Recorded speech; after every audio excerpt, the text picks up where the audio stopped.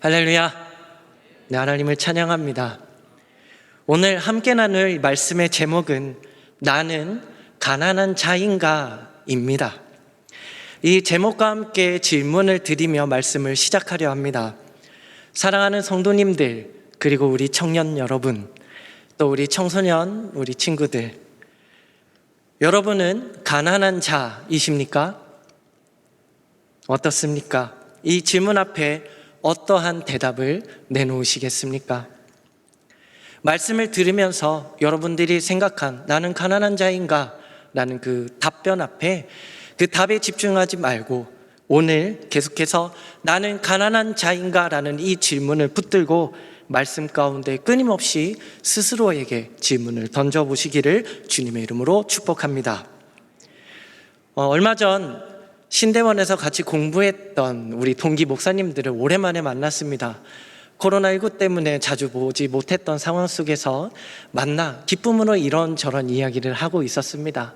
삶의 이야기를 나누고 어떻게 했는지, 또 각각 그 자기 기뻤던 또 슬펐던 일들을 나누며 이야기가 무르익어가고, 목회자의 특징은 사역의 이야기가 빠지지 않습니다.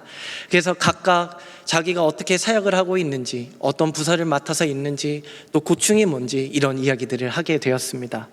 그런 수많은 이야기와 대화 속에 한 가지 이슈가 생겼습니다.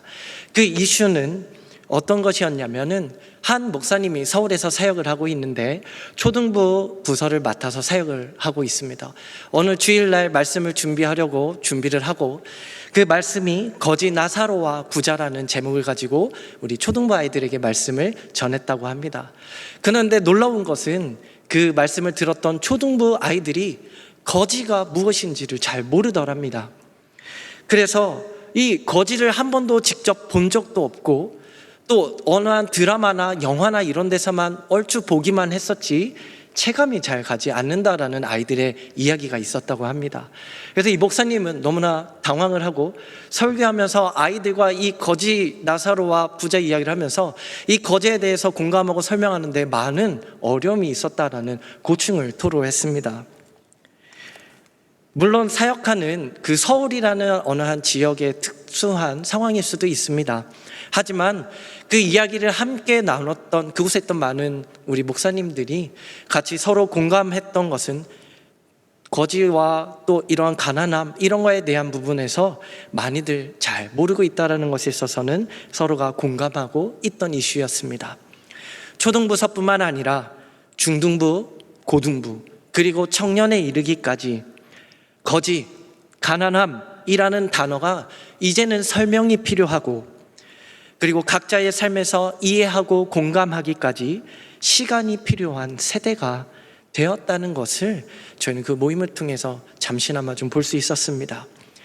이 이야기는 대부분의 젊은 세대들은 가난함을 겪지 않았고 또 현재도 가난한 삶을 살고 있지 않다는 것입니다. 오해 없길 바라는 것은 아직도 곳곳에 가난함으로 힘들어하며 어려움을 겪는 이웃들과 형제 자매들이 우리 곁에 분명히 있습니다. 하지만 대부분의 다음 세대들, 젊은 세대들은 부족함이 없는 시대를 살고 있다는 것입니다. 하나님께서는 우리나라와 민족을 정말 많이 축복해 주셨습니다. 풍요로운 삶을 그래서 저와 우리 성도님들은 누리고 계시죠. 모든 것이 하나님의 은혜입니다. 또한 감사입니다. 여기 함께하고 계시는 우리 집사님들, 또 성도님들, 권사님, 장로님들, 우리 부모님 세대에는 어떠하셨습니까? 불과 몇십 년 전만 해도 제가 듣기로는 한 동네에 TV가 한 군데밖에 없어서 특별한 때에 다 모여서 TV를 보던가 아니면은 전화기도 몇 집밖에 없어서 한 동네에 급한 일이 있을 때 그 집에 달려가서 전화를 좀 써도 되겠냐 빌렸던 때가 불과 몇십 년 전이라는 것입니다.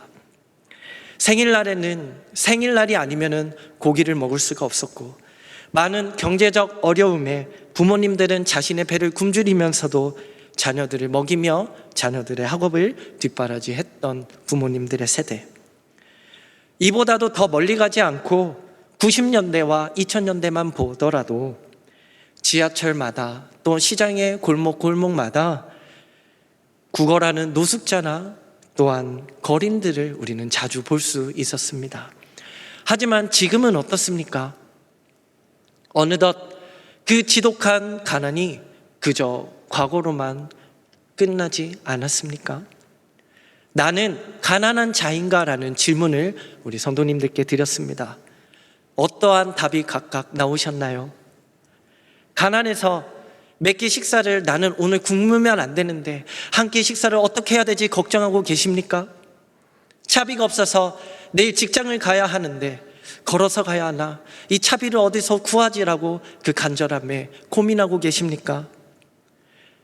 만약 정말 가난하여 힘든 상황 속에 있는 그러한 성도님들이 이 자리에 함께 계시다면 하나님의 위로와 축복과 또한 형통케 하시는 그 하나님의 은혜가 우리 함께하기를 간절히 축복합니다. 대부분의 우리는 부족할 뿐, 좀 더 누리지 못할 뿐 풍요로운 은혜의 삶을 살고 있습니다. 저는 우리 빛나게에 와서 어느덧 청년부를 5년째 맡아서 사역하고 있습니다. 5년 동안 우리 청년들과 동고동락하면서 함께 예배하고 또 여러 행사도 치르고 또 각자의 삶을 나누며 고민도 듣고 또 상담도 해주고 때로는 신앙적으로 이렇게 믿음으로 살아야 한다 도전을 주며 지내왔습니다.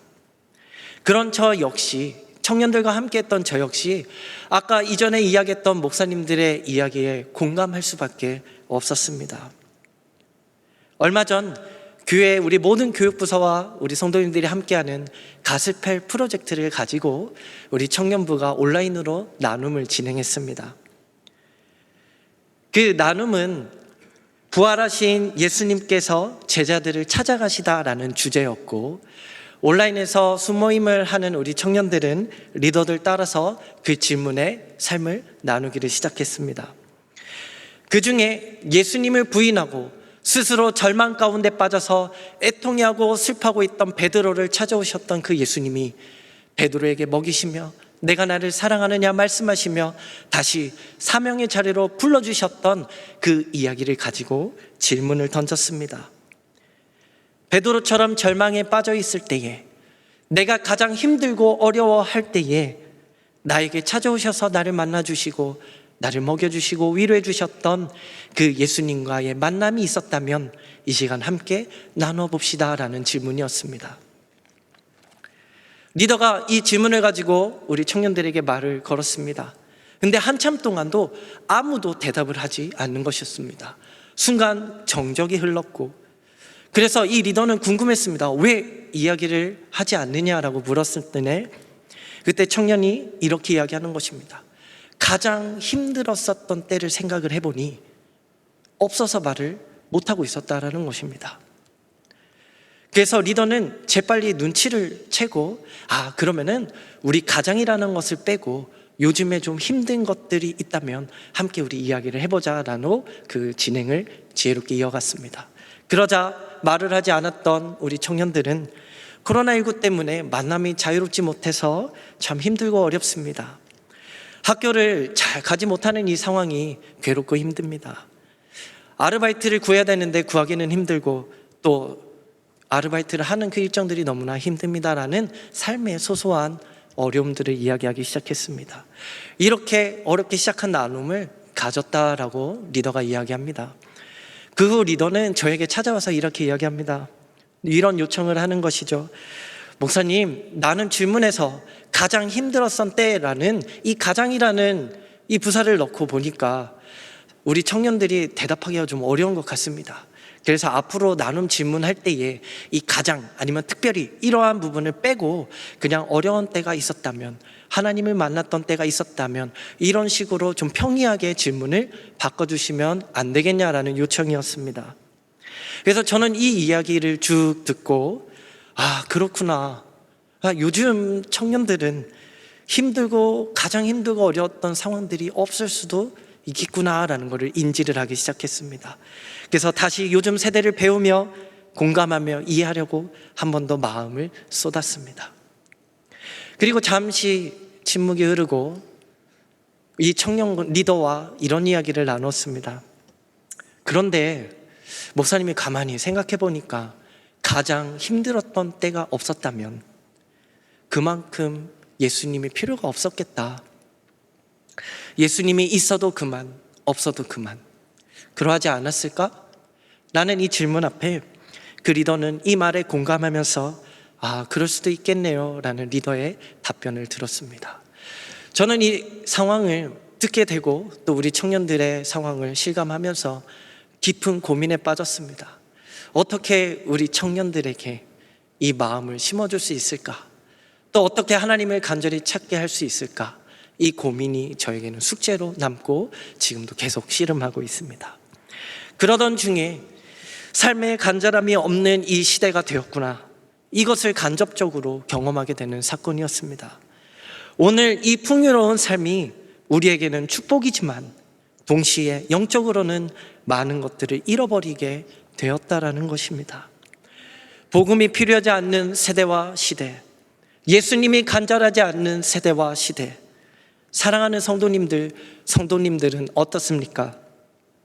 복음이 필요하십니까? 예수님이 간절하십니까? 풍요로운 우리의 삶 속에서도 예수님을 향한 갈망과 그 간절함이 우리 안에 가득하기를 주님의 이름으로 축복합니다. 우리 기도해 주셨던 것처럼 이번 주 수목금 청년부에서는 하반기 언택트 수련회를 진행을 합니다. 수련회를 통해서 청년들과 나는 가난한 자인가? 라는 동일한 질문을 가지고 새벽의 문을 여며 수련회를 나아가려고 합니다. 청년들에게 말씀을 통해 도전을 주려고 합니다. 다음 세대와 특별히 우리 빛나교회 청년들을 위해서 우리 성도님들 기도 부탁드립니다. 이번 하반기 언택트 수련회를 통해서 비록 온라인이지만 말씀을 통해서 예수님이 간절히 필요한 주의 청년들이 되게 하여 주옵소서. 또한 하나님의 마음을 읽어 하나님의 나라를 위한 귀한 일꾼도로 세워지는 우리 청년들이 되게 하여 주시옵소서. 코로나19 속에 그저 주저앉는 것이 아니라 담대히 복음으로 뛰어넘어 나아가는 주의 청년들이 될 수 있도록 우리 성도님들 기도 부탁드립니다. 이 시간 함께 나누는 말씀을 통해서 우리는 풍요로운 삶 가운데에 무엇을 잃어버렸는지, 또한 하나님이 주시는 그 축복을 누리는 자가 어떠한 마음을 가져야 하는지, 품고 살아가야 하는지를 깨닫고 말씀을 붙잡는 귀한 축복의 시간이 되기를 축복합니다. 오늘 말씀 한 번 더 함께 읽겠습니다. 마태복음 5장 3절에서 4절입니다. 심령이 가난한 자는 복이 있나니 천국이 그들의 것이며 애통하는 자는 복이 있나니 그들이 위로를 받을 것이미로. 우리 누가복음 6장 20절 말씀도 함께 읽겠습니다. 예수께서 눈을 들어 제자들을 보시고 이르시되 너희 가난한 자는 복이 있나니 하나님의 나라가 너희 것이미요. 아멘. 오늘 본문에서 말씀하고 있는 이 가난한 자의 단어의 뜻은, 이 원어를 찾아가 보면은 이 가난함이 수입이 적어서 근근히 먹고 살아서 내가 가난하다라는 정도가 아니라 정말 전적으로 다른 사람의 도움이 없이는 살아갈 수 없는 자, 누군가를 의존하여서 먹고 살 수밖에 없는 마치 거지와 같은 그러한 가난한 자를 뜻하고 말씀하고 있습니다. 심령이 가난한 자는 복이 있나니, 즉 마음이 가난한 자, 그 마음이 전적으로 누군가의 도움이 없이는 살 수 없는 거지가 가지고 있는 그 간절함 속에 그 마음을 가지고 있는 그 마음이 복이 있다 말씀하시며 우리 주님은 가르쳐주고 있습니다. 즉 이 가난한 마음은 자신의 죄와 뇌적인 그 죄성으로 인해서 부패되어 버린 이 영적인 상태를 깨닫는 것을 뜻합니다. 본문에서 가난한 자의 이 마음은 심령이 가난한 자로서 영적인 의미로 나타내고 담아내고 있는 것입니다. 심령의 가난은 이러한 의미의 가난함입니다. 가난한 자는 스스로 할 수 있는 것이 아무것도 없습니다. 누군가 도와야만 살 수 있습니다.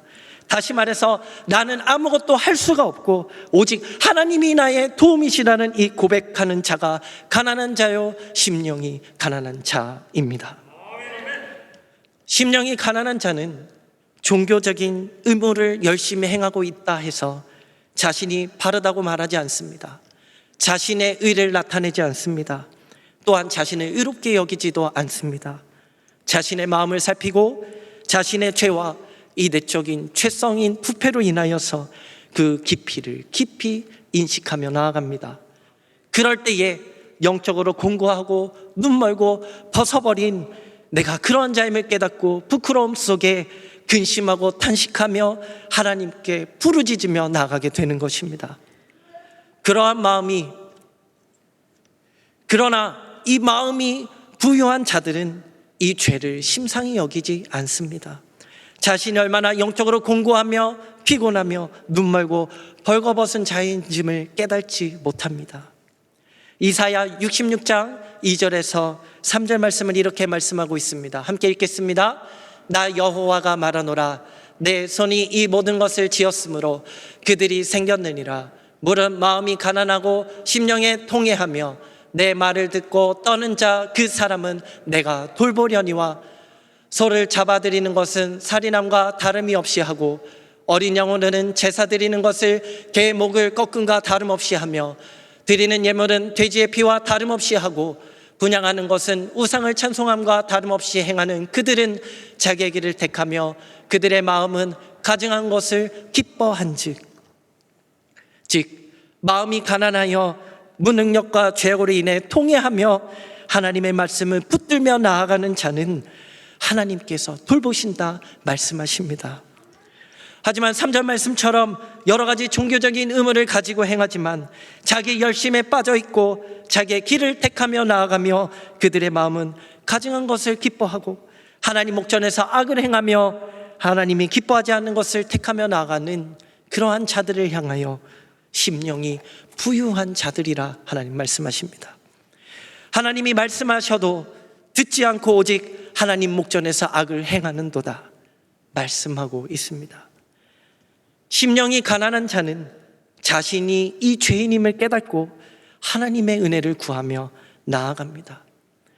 하지만 이 심령이 부유한 자는 자신을 의인으로 여기며 하나님 앞에서 나는 인격적이고 양심적이고 많은 봉사와 섬김을 하며 나를 내세우며 하나님 앞에 떳떳이 나를 드러내기 시작합니다. 나 자신을 이야기합니다.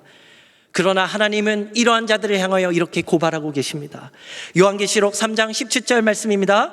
내가 말하기를 나는 부자라 부유하며 부족한 것이 없다 하나 내 공고한 것과 가련한 것과 가난한 것과 눈먼 것과 벌거벗은 것을 알지 못하는도다.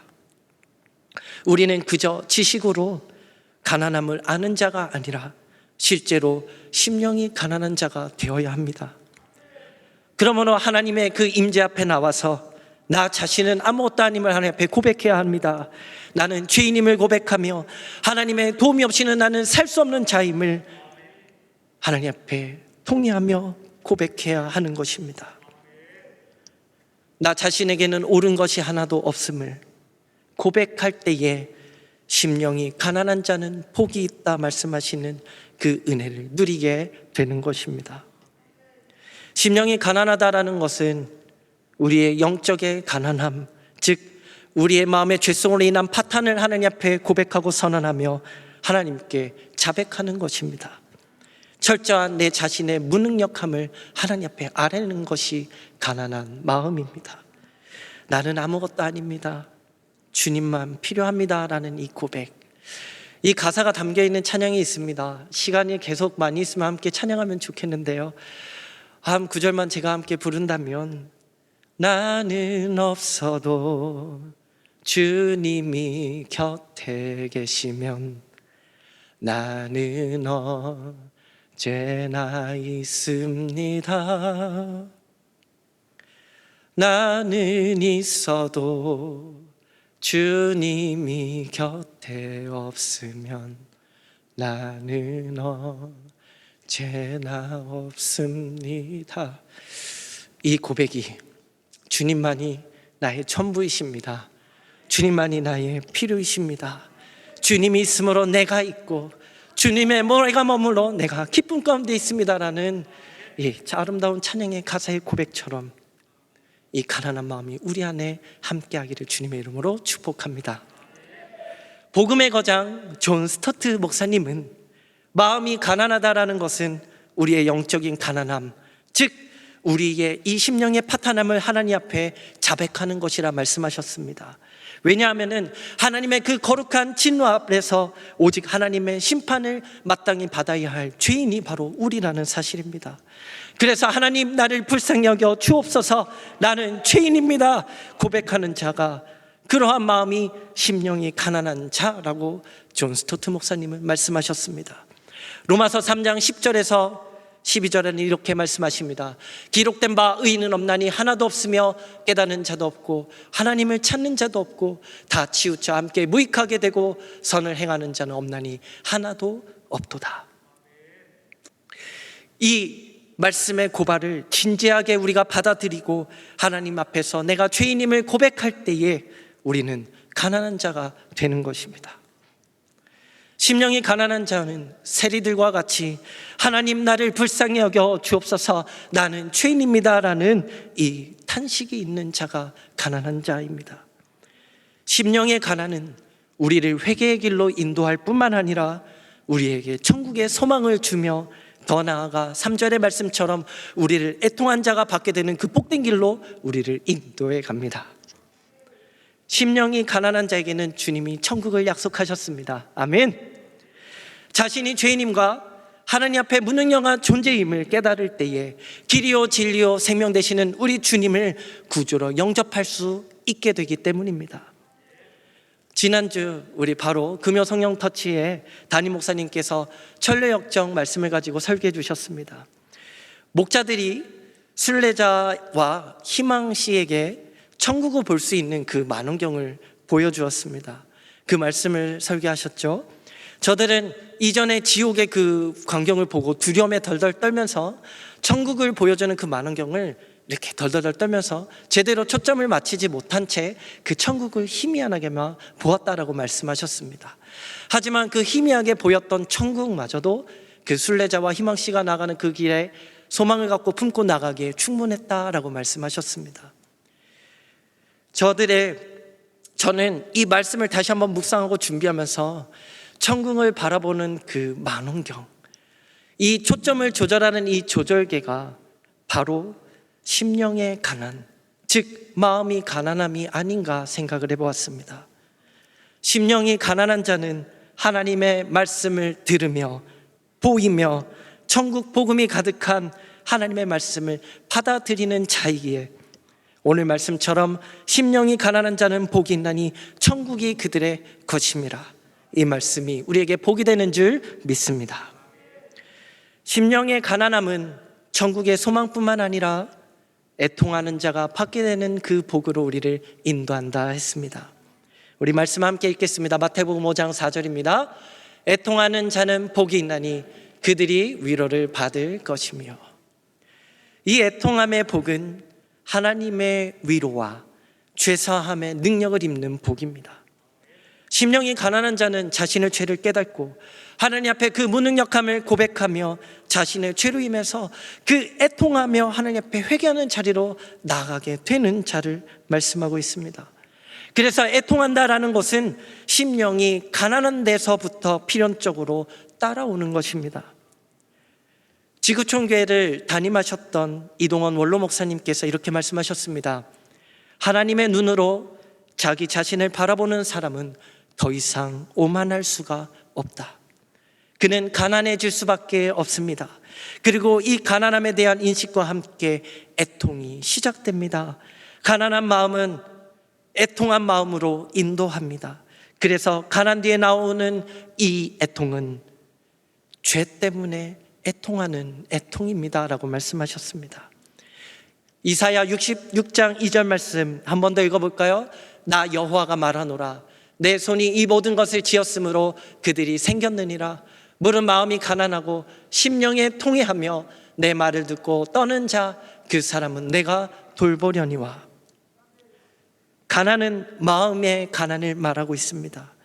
가난과 마찬가지로 심령에 통회하며는 죄를 뉘우치는 그 애통함이 아니라 죄로 인해서 내가 애통하는 것입니다. 많은 청년들은 애통함을 잘 모릅니다. 또 자신들의 죄로 인해서 괴로워하고 마음이 불편할 뿐 하나님 앞에 자신의 죄 때문에 엎드려 회개하며 애통하며 통곡하는 그러한 모습들이 점점 사라져가고 있습니다. 안타까움입니다. 세상의 취업과 학업, 자격증 등 내가 원하는 것에서 절망을 맛보았을 때에는 애통해하지만 정작 나 자신의 죄로 인해서는 그 애통한 모습이 찾아보기가 힘들다라는 것입니다. 그리스도인은 애통하는 자입니다. 저는 우리 성도님들과 우리 청년들이 가난한 마음을 가지고 우리 자신의 죄악을 보며 하나님 앞에 연약한 모습을 고백하고 애통하는 자가 되기를 주님의 이름으로 축복합니다.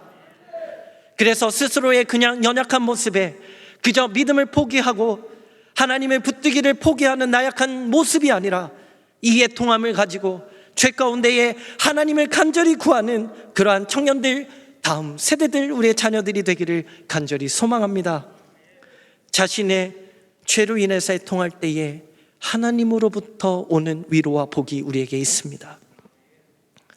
로이드 존스 목사님은 이렇게 말씀하셨습니다.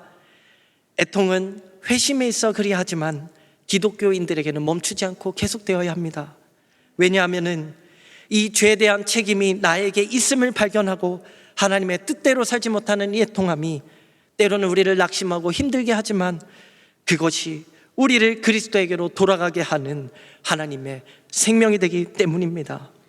그가 그리스도에게로 돌아가는 순간 하나님의 평화와 행복이 돌아오며 위로를 받게 됩니다 라고 말씀하셨습니다. 우리를 돌아보면 어떻습니까? 습관적인 죄들, 또한 중독적인 죄, 불신앙의 죄, 말씀대로 살지 못한 죄들, 용서하지 못한 죄, 기도하며 살지 못한 죄, 성령 충만하지 못한 죄들, 입술의 죄와 행동의 죄, 너무 많은 죄들이 우리 안에 큰 산처럼 쌓여 있습니다. 이 죄가 산을 이루고 있음에도 우리가 죄로 인해서 애통하며 나아갈 때에 하나님의 위로를 받게 되는 줄 믿습니다. 로마서 7장에서 사도 바울은 이렇게 자신의 죄로 인해서 절규하며 고백하죠. 오라 나는 공고한 사람이로다. 이 사망의 몸에서 누가 나를 건져냈고 라고 말씀했습니다. 이렇게 애통하던 바울은 거기서 멈춘 것이 아니라 8장에서 로마서 8장에서 예수 그리스도로 말미암아 구원을 얻고 환희에 넘치는 이러한 고백을 선포합니다. 우리 함께 말씀으로 같이 선포합니다. 그러므로 이제 그리스도 예수 안에 있는 자에게는 결코 정죄함이 없나니 이는 그리스도 예수 안에 있는 생명의 성령의 법이 죄와 사망의 법에서 너를 해방하였음이니라. 아멘. 그렇습니다. 성도님들, 가난한 마음은 우리를 애통함으로 하나님의 위로를 받게 합니다. 죄로부터 용서와 자유, 구원의 복을 받게 합니다. 이것이 애통하는 자들이 받는 하늘의 위로입니다. 이 하늘의 위로란 죄사함과 더불어 성령님께서 성도란 이름을 가지고 있는 우리와 곁에 오셔서 용기를 주시고 힘을 주시며 회복시키시며 다시 일어날 수 있도록 도우시는 그 모든 것을 가르쳐 하늘의 위로라 말씀하십니다.